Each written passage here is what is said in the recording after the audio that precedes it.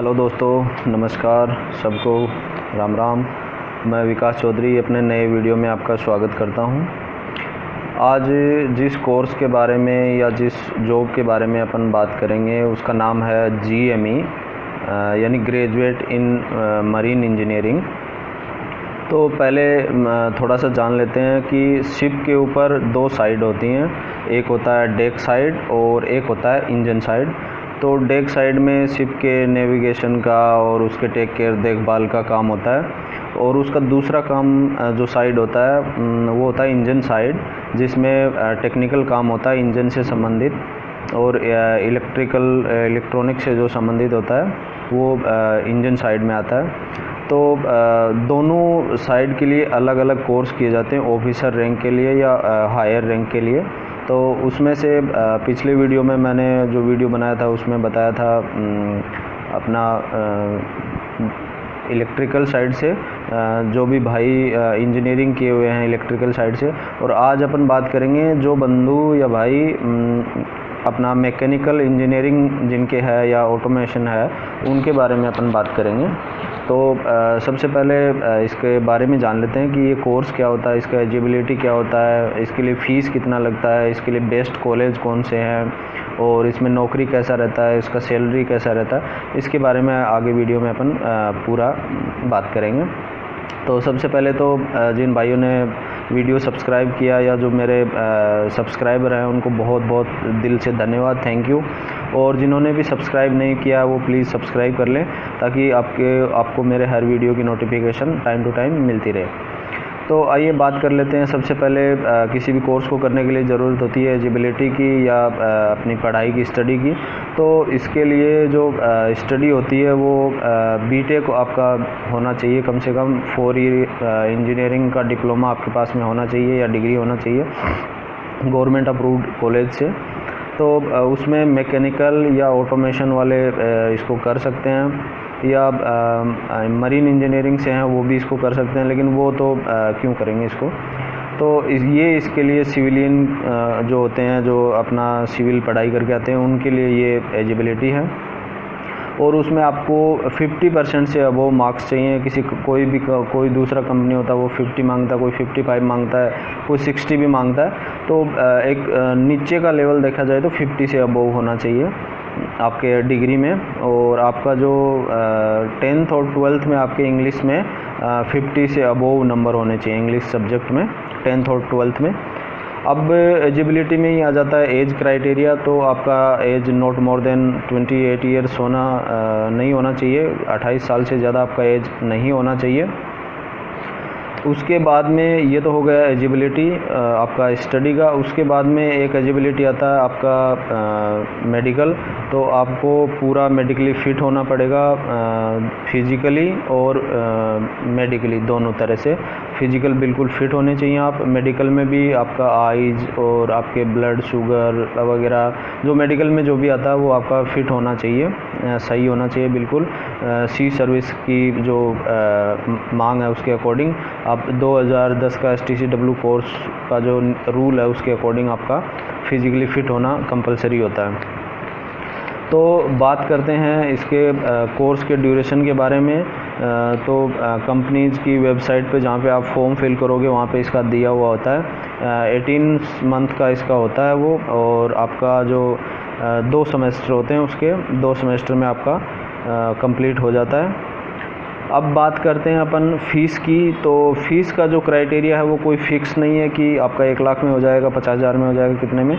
तो आपका जो फ़ीस है वो अलग अलग कॉलेज का अलग अलग होता है। जैसे जो कॉलेज होता है वो अपना प्रोस्पेक्टस में वो दिया हुआ रहता है। तो लगभग इसका 4 लाख से लेके 6 लाख रुपए तक इसका फ़ीस होता है पूरे कोर्स का। और आपको स्पॉन्सरशिप के बारे में भी मैं बता दूंगा। स्पॉन्सरशिप क्या होता है, स्पॉन्सरशिप से इसमें कैसे जाता है। कंपनी क्या होता है, अब उसके पास में कुछ लिमिटेड सीट होता है। तो वो सीटें भरने के लिए एग्ज़ाम, इंटरव्यू, मेडिकल, फिज़िकल जो भी कंडक्ट करवाती है। और फिर कंपनी आपको ये श्योरिटी देती है कि जैसे आपका कोर्स कंप्लीट हो जाएगा तो आपको 100% जॉब मिलेगा। यही कंपनी आपको जॉब देगी एज ए इंजीनियर या जिस पोस्ट के लिए आप कोर्स कर रहे हैं उस पोस्ट में आपका नौकरी पक्का कंफर्म हो जाता है, वो होता है स्पॉन्सरशिप। तो आप लगभग कंपनियां स्पॉन्सरशिप पे ही करवाती हैं, और ये दो तरीके से होता है। या तो आप कंपनी का स्पॉन्सरशिप लेकर डायरेक्ट कर सकते हैं कॉलेज में जाके, तो कॉलेज भी यही सेम करवाएगा, आपका एग्ज़ाम कंडक्ट करवाएगा और आपका इंटरव्यू होगा, मेडिकल होगा। और एक होता है IMU के थ्रू जो आपका एग्ज़ाम होता है, वही सेम पैटर्न इसमें भी होता है, लेकिन कुछ एक एग्ज़ाम पैटर्न थोड़ा चेंज होता है। किसी में कुछ एग्ज़ाम पैटर्न होता है, किसी में थोड़े बहुत क्वेश्चन चेंज हो जाते हैं, बाकी लगभग सेम ही होता है। और इसका जो सेमेस्टर है वो अभी सितंबर में चालू होने वाला है, तो हर सितंबर या अक्टूबर में इसका सेमेस्टर वो चालू हो जाता है। और प्लेसमेंट के लिए पहली बात तो स्पॉन्सरशिप मिलेगा तो आपको प्लेसमेंट की या जॉब की कोई दिक्कत ही नहीं रहेगी। अगर कोई आप प्लेसमेंट के लिए परेशान भी होने की ज़रूरत नहीं है, क्योंकि बहुत ही अच्छा जॉब है और इसमें बहुत ही अच्छा सैलरी भी रहता है। अगर मान लो आप बिना स्पॉन्सरशिप गए हो, पहली बात तो होता ही कम है, अगर मान लो फिर भी आप बिना स्पॉन्सरशिप के गए हो तो आपका कंपनी का जो कॉलेज होता है उसका कंपनी के साथ में टाई अप होता है, तो आपको जॉब की टेंशन लेने की भी कोई ज़्यादा ज़रूरत नहीं है। हाँ, छोटे कोर्सों में तो ये होता है कि आपको स्पॉन्सरशिप नहीं मिलता है या कॉलेज का कंपनी के साथ में टाई अप नहीं होता है, लेकिन इसमें हो जाता है क्योंकि ये बहुत ही कम लोग करते हैं, और जो करते हैं उनको श्योरिटी के साथ में जॉब भी मिलता है। अब बात करें अपन सैलरी की, तो सैलरी इसमें वही उसी के बराबर होता है, $2000 से लेकर $6-7 तक इसका सैलरी होता है, वो चला जाता है। अब बात आती है कि भाई कोई भी न्यू कमर्स है तो वो सोचेगा कि मैं कैसे आऊँ, तो सबसे पहले उसको कॉलेज या जो भी कंपनी है उसकी वेबसाइट पे जाके देखना होगा कि फॉर्म कब निकलते हैं और मैं कब फॉर्म फिल करूं, और फिर एग्ज़ाम का प्रिपरेशन करना होगा और फिर एग्ज़ाम देना होगा। और पहले अपना हो सके तो DG अप्रूव डॉक्टर से मेडिकल करवा लो। अगर आप मेडिकल फिट हो तो फिर आप आराम से अपना जॉब का एग्ज़ाम का तैयारी कीजिए और इसमें जाइए। उसके बाद में आता है कॉलेज, इसके लिए कौन कौन से बेस्ट हैं या कंपनीज़ कौन कौन से बेस्ट हैं। तो इसके लिए काफ़ी सारे कॉलेजेस हैं जिनकी लिस्ट मैं नीचे डिस्क्रिप्शन बॉक्स में आप लोगों के लिए डाल दूँगा, आप वहाँ से देख सकते हैं। और जो भी कॉलेज आपको सही लगे या फिर आपको ऐसा लगे कि भाई अपने नज़दीक है या मैं इसका एग्ज़ाम वगैरह क्रैक कर सकता हूँ, तो आप उसमें से देख सकते हैं। और एग्ज़ाम इसका कैसा होता है, इसके सैम्पल पेपर कैसे होते हैं, इसका कोर्स से रिलेटेड अगर आपका कोई क्वेश्चन है तो नीचे मैं अपना इंस्टाग्राम अकाउंट का आपको नाम बता रहा हूँ, नीचे डाल रहा हूँ, तो आप मुझे इंस्टाग्राम पे अपना मैसेज करके आप मुझे अपना पूछ सकते हैं नीचे। और भी इससे रिलेटेड अगर कोई भी क्वेश्चन हो आपका तो मुझे आप मैसेज करके पूछ सकते हैं। और आप सभी को जो इस लाइन में आना चाहते हैं, ये कोर्स करना चाहते हैं, उन सबको बेस्ट ऑफ लक।